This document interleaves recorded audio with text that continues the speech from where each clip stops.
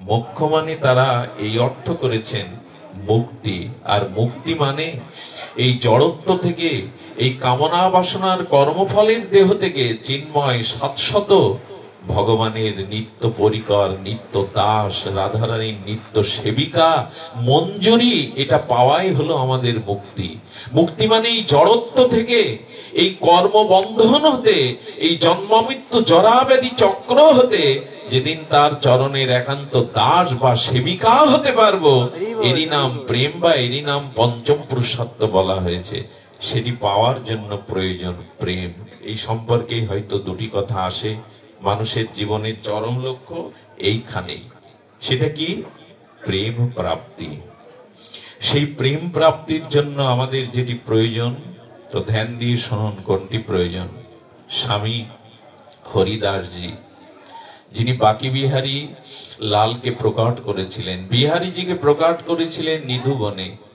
এই নিধুবনে প্রকট করেছিলেন শ্রী হরিদাস, স্বামী হরিদাসজি। এই হরিদাসের একজন সেবক, তিনি তখন তো অবিভক্ত পাকিস্তান বাংলাদেশ সৃষ্টি হয়নি, অখণ্ড বৃহৎ ভারতবর্ষে এই স্বামী হরিদাসজির দুই চারজন সেবক সাধু তারা লাহোরে গিয়েছিলেন। লাহোরে গিয়েছিলেন ব্রজভক্তি প্রচারের জন্য।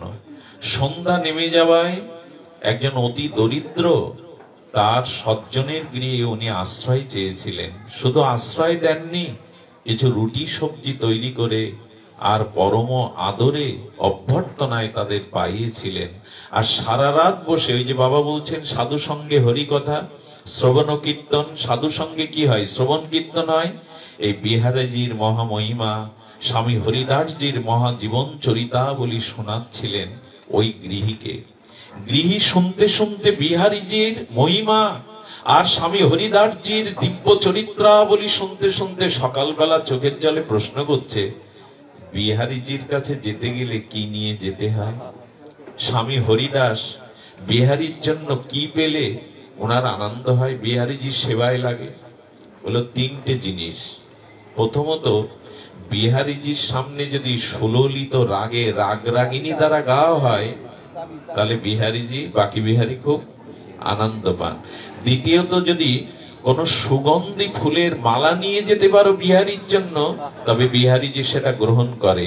আর তৃতীয় তাকে সুখের বস্তু হলো, উনি সুগন্ধ লেপন করতে ভালোবাসেন গায়ে, তবে সেই সুগন্ধ হতে হবে দিব্য। এই জগতের সাধারণ উৎকট সুগন্ধ নয়। উনি চিন্তা করলেন মালা লাহোর থেকে পা হেঁটে নিয়ে যেতে গেলে মালা শুকিয়ে যাবে, আর আমি তো রাগ রাগিনী, আলাপ করতে জানি না। বিহারীজির জন্য যে একটু সুগন্ধ নিতে পারতাম। দীর্ঘ 6 মাসের আয়, নিজে একটা করে রুটি পেয়ে 6 মাসের আয় জমিয়ে রেখে যারা সুগন্ধ বানায় বা তৈরি করে, তাদের হাত জোড় করে বলল, একটু দিব্য সুগন্ধ, কিছু তরল সুগন্ধি তৈরি করে দাও। সেই শুদ্ধ পাত্রে ধারণ করে লাহোর থেকে পায়ে হেঁটে উনি বৃন্দাবনে প্রবেশ করলেন। বিহারীজির মন্দির কোথায় জানেন না, বৃন্দাবন তখন গহীন অরণ্য, নিধুবনে থাকতেন এই বিহারীজি। এখন বাকি বিহারীর মন্দিরে যদিও, তো বিহারীজিকে বা বিহারীজির মন্দির খুঁজতে খুঁজতে নিধুবনে অনুসন্ধান করতে করতে এলেন। এসে বিহারীজিকে দেখে ধন্য হলেন। বাকি বিহারী দর্শন করে ধন্য হয়ে খুঁজছেন, এই বস্তু যার কাছে দেব সেই স্বামী হরিদাস কোথায়? ভক্তরা বললেন, উনি যমুনাতে এই সময় 1 ঘন্টা অন্তর্মনা হয়ে মুদ্রিত হয়ে ধ্যানের দ্বারা লীলা স্মরণ করেন। এটা আমাদের ভজনের একটি অঙ্গ। আপনি চলে যান যমুনা পুলিনে, এসে দেখলেন 3 জন শুদ্ধ সাধু মহাত্মা ওনার ধারে বসে নীরবে নাম করছেন, আর উনি চোখ বন্ধ করে রাধা মাধবের নিকুঞ্জ প্রেম মন্দিরের সাক্ষাৎ লীলাতে প্রবেশ করেছেন। খুব ধ্যান দিয়ে শুনুন। উনি গিয়ে প্রণাম করে পাত্রটা বালুর উপরে রাখাতে একটু খট করে শব্দ হয়েছে। যেই শব্দ হয়েছে, উনি চোখ মেলে দেখছেন একজন ব্যক্তি ওনার সামনে একটি সুগন্ধি পাত্র রেখেছে তরল। ইশারা করে বসে আবার চোখ বন্ধ করলেন। চোখ বন্ধ করে কি দেখছে জানেন? আপনারা একটু দেখে চেষ্টা করুন। সেই ফুলময় মধুময় আনন্দময় ভ্রমর গুঞ্জনরত রাগ রাগিনীর আলাপে দিব্য চিন্তামণি ধাম বৃন্দাবনের এক নিকুঞ্জ মন্দির অঙ্গনে অলিন্দে রাধা মাধবের ৮ জন সখী ৪ জন দলে বিভক্ত হয়ে গেছে। ৪ জন গোবিন্দের দিকে, ৪ জন রাধারানীর দিকে। সম্মুখে যখন এই ৪ জন সখী প্রিয়া প্রীতমকে নিয়ে উঠেছে, উনি মানস লীলায় নিকুঞ্জ মন্দিরে ললিতা পাশে ললিতার সেবিকা হয়ে উনি দাঁড়িয়েছেন। এই স্বামী হরিদাসজি ললিতার সখী রূপে পাশে দাঁড়িয়েছেন। খেলাটি সেদিন হবে রং খেলা। রাধারানী পিচকারি দিয়ে গোবিন্দের গায়ে রং দেবেন, গোবিন্দ সখী সহ রাধারানীর রঙে শ্রীরং মাধুর্য রঙে রঙিন করবেন। যে রঙে যাকে পুরো ভিজিয়ে দিতে পারবে সেই দিন সেই খেলায় সে বিজিত হবে। শুরু হয়ে গেছে। গোবিন্দ সখীদের দেওয়া রং দিয়ে পিচকারি দিচ্ছেন। রাধারানী কখনো আড়ালে যাচ্ছেন, কখনো গোবিন্দ আড়ালে যাচ্ছে। এই লীলা স্মরণটাই আমাদের ভজন। সাধন স্মরণ লীলা ইহাতে না করো হেলা। সেই লীলা স্মরণ করতে করতে করতে করতে অনেকের গা শ্যামশ্যামার গাম ভিজে গেছে। গোবিন্দ জয়ী হবে বলে শেষবার রাধারানীকে বড় সেই পিচকারি যন্ত্র নিয়ে যখন দিতে যাবে, রাধারানীও সম্মুখে যখন দিতে যাবে, তবে দেখছে রং আর রাধারানীর ভান্ডারে সখীদের হাতে নেই। গোবিন্দ তখন আগের থেকেই বিজয়ের আনন্দে আনন্দ করতে শুরু করেছে। হ্যাঁ রাধে, আজ তোমাকে হাততেই হবে, রং আমার হাতে, তোমার হাতে রং নেই। আজ আমি জিতবো। এই বিজিত বা জিত আনন্দে গোবিন্দ উৎফুল্ল বদনে হাসছে এবং নৃত্য করছে। রাধারানী সঙ্গে সঙ্গে ললিতাকে বলছে, রং চাই, আমি পরাজিত হতে চাই না। শ্যাম অঙ্গকে আমি রং দিয়ে রঙিন করব, ভিজাবো, রং দে। কি করলো জানেন? ওই লীলা করতে করতে, ওই লীলা স্মরণ করতে করতে, সাক্ষাৎ লীলা স্মরণ করছেন তো, যিনি লাহোর থেকে সেই তরল সুগন্ধি এনেছিলেন, হরিদাসজি করেছে কি, ওই পাত্র নিয়ে রাধা রানীর রং ছিটানো পিচকারিতে দিয়ে দিয়েছেন। গোবিন্দ মনে করেছিলেন আর তো রং নেই, জিততে পারবে না, কিন্তু ওই পাত্রের সমস্ত সুগন্ধি আর যখন তরল দিয়ে দিলেন, গোবিন্দের সমস্ত অঙ্গ ভিজিয়ে দিল পিচকারি দিয়ে। গোবিন্দ বোকা বেনে গেলেন, গোবিন্দ জিতে হলেন। আর সঙ্গে সঙ্গে স্বামী হরিদাসজি ললিতার সখী মঞ্জুরি রূপে আনন্দে, হা রাধে জিতেছে, রাধে জিতেছে, শ্যাম পরাজিত হয়েছে, এই আনন্দে যেমন চিৎকার করে চোখ খুলেছেন, বিস্ময় প্রকাশ করে দেখছেন যে সবাই নীরব। স্বামী হরিদাসজি উঠলেন, কিছু দূর এসে বলছেন, ও যে সখী রং দিল আমার হাতে, সে কই? পেছনে তাকে লাহোর থেকে যে এসেছিল, সে কাঁদছে বসে বসে। কেন জানেন? 6 মাসের আয় দিয়ে আমি বিহারীর জন্য একটু সুগন্ধি আনলাম, আর বাবাজি মহারাজ ওই যে উনি ঢেলেছেন তো নিত্য লীলায়, কিন্তু বাইরে পড়েছে তো বালির উপরে। সেই পাত্র উনি ঢেলে দিয়েছেন রাধারানীর পিচকারিতে মানুষে, কিন্তু ওটা বাস্তবে পড়েছে তো বালিতে। উনি বালিতে মুখ দিয়ে কাঁদছেন, 6 মাসের এই প্রীতি ভালোবাসা মাখানো সুগন্ধ এলাম, আমি কাঙাল বলে, আমি দরিদ্র বলে, আমার ভজন নেই বলে বিহারী তুমি এটা গ্রহণ করলে না। উনি পেছন দিকে তাকিয়ে বললেন, সুগন্ধ এনেছিল তিনি কই? একটু পিছিয়ে এসে বললেন, তুমি আমার সাথে এসো, বিহারী দর্শন করেছো? উনি মন চাইছিল না, কিন্তু হরিদাসজি দেখেছেন তো, উনি উপেক্ষা করতে পারলেন না। এসে বললেন, কি একাকী মন্দিরে যাও, একাকী মন্দিরে যাও। মন্দিরে পাঠানোর পরে বিহারীজির গায়ে কি দেখছেন জানেন? এই লাহোরের ভগবানের জন্য সুগন্ধি আনা দেখছেন, রাধারানী এবং গোবিন্দের অঙ্গ পোশাক দিয়ে বিন্দু বিন্দু সেই সুগন্ধ কণা ছড়িয়ে পড়ছে। সমস্ত বিহারিনীর অঙ্গে সেই সুগন্ধে স্নাত হয়ে পোশাক দিয়ে বিন্দু বিন্দু পড়ছে। উনি অবাক হয়ে লুটিয়ে পড়লেন রাধা মাধবের চরণে না, লুটিয়ে পড়লেন স্বামী হরিদাসজির চরণে।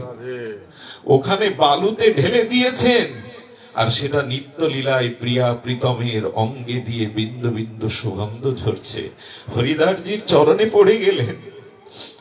আপনারা এখানে বসে রাধারানীর নিত্য লীলাতে এই সুগন্ধি দিয়ে দিয়েছেন। বললেন, এ জন্ম নয় রে, তোর জন্ম জন্মান্তরে ধন্য হলি, আজ প্রিয়া প্রীতম তোর সুগন্ধ গ্রহণ করেছে।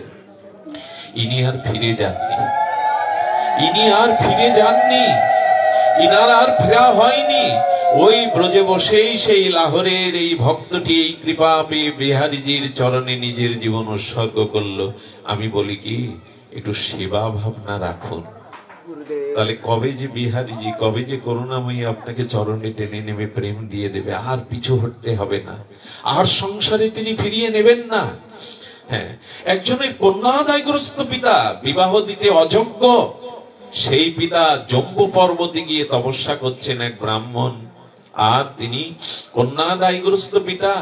ওখানে ছিলেন জাম্বুবান। জাম্বুবান তো 4 যুগেই প্রায় অমর। জাম্বুবান বললেন, এই পরশ পাথর নিয়ে যাও, তবে 12 বছর তোমার কাছে এটা থাকবে। 12 বছর পরে কাউকে দিয়ে দিও, কারণ এটা তোমার কাছে থাকবে না। এই 12 বছরে তোমার অভাব মিটিয়ে নাও।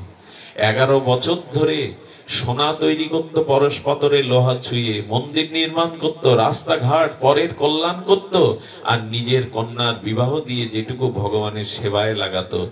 12 বছর পূর্ণ হবে, জানলেন এই দিব্য বস্তু থাকবে না। বৈদ্যনাথ ধামে দেহগারে ভগবান শিবের শরণাপন্ন হয়ে বললেন, প্রভু এটা কাকে দেব? ভগবান শিব নির্দেশ করলেন, যাকে দিতে গেলে ওটা অস্বীকার করবে, নেবে না, তাকে দেবে। যাকে দিতে গেলে ওটা নেবে না, উনি 1 বছর টিকতে টিকতে আচার্যদের কাছে গিয়ে বললেন, আপনি আমাকে দীক্ষা দিন আর এই পরশ পাথর দক্ষিণা দিন। সবাই বলছে স্নান করে এসো, আমি দেব। বলেছিলেন শঙ্কর, যে চাইবে না তাকে, সবাই তো চাইছে, সবাই তো চাইছে। উনি বৃন্দাবনে স্বামী হরিদাসজির কাছে, বিহারীজির কাছে এলেন। নিদুমনে বিহারীজির স্বামী হরিদাসের কাছে এসে প্রার্থনা করলেন, করুণা করুন, আমাকে আপনার চরণে আত্মসমর্পণের সুযোগ দিন, আর এই পরশ পাথরটা আপনি নিন। বললেন, এত কষ্ট করে এসেছো, আশ্রয় দেব, কিন্তু তোমার প্রথম কাজ হবে ওই পরশ পাথরটা যমুনায় ফেলে দিয়ে এসো আগে। শিব ঠাকুরকে প্রণাম করে বললেন, এতদিন পরে তো তাকেই পেয়েছি যে পরশ পাথর ফেলে দিতে বলে। প্রেম কি আর এমনি হয় গো? ভগবানের ভক্তি কি এমনি হয়? তো ফেলে দিতে গিয়ে আধা ঘন্টা চিন্তায় পড়ে গেলেন, পরশ পাথরকেও ফেলতে পারে? ফেলে দিলেন বটে, দীক্ষা পেলেন বটে, কিন্তু 1 মাস ধরে রাধা মাধবের স্মরণ হচ্ছে না। স্বামী হরিদাসজি যাকে কৃপা করে, তার মনেও রাধা মাধব আসছে না, বিষয় আসছে, চিন্তা। গুরুদেব একদিন ডাকলেন স্বামী হরিদাস, কিরে, বললাম তো ওটা ফেলে না দিলে প্রেম ভক্তি পাবি না।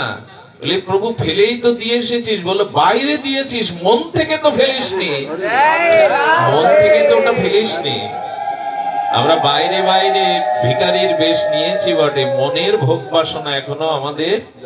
বলে, রাধা মাধব আসবে কি করে? 1 সিংহাসনে 2 জন বসবে কি করে? তোর মনে আছে এখনো পরশ পাথরের চিন্তা, ওখানে প্রিয়া প্রীতম গিয়ে বসার জায়গা পাচ্ছে না, 1 পিঠে 2 জন বসবে কি করে? ওটা মনের থেকে ফেলে দে। কিন্তু সহজে কি আর যায় বিষয় বাসনা? তখন উনি কৃপা করলেন। স্বামী হরিদাসজি বললেন, আচ্ছা যমুনায় ডুব দিয়ে 2 হাত দিয়ে কিছু বালু তুলে আনতো, আমার ওটা প্রয়োজন। গুরুদেবের প্রয়োজন মনে করে যমুনায় ডুব দিয়ে যখন বালু তুললেন, কি বলবো আপনাদের, বালু ওঠেনি, 2 হাত ভরে পরশ পাথর উঠেছে। কত অসংখ্য পরশ পাথর ফেলে দিয়ে এসে চরণে পড়লেন। বললেন, ওরে, যার ধামে এসেছিস, যার চরণ পেয়েছিস, এখানে এক একটি ধূলিকণার মধ্যে অসংখ্য দিব্য পরশ পাথর লুকিয়ে আছে রে।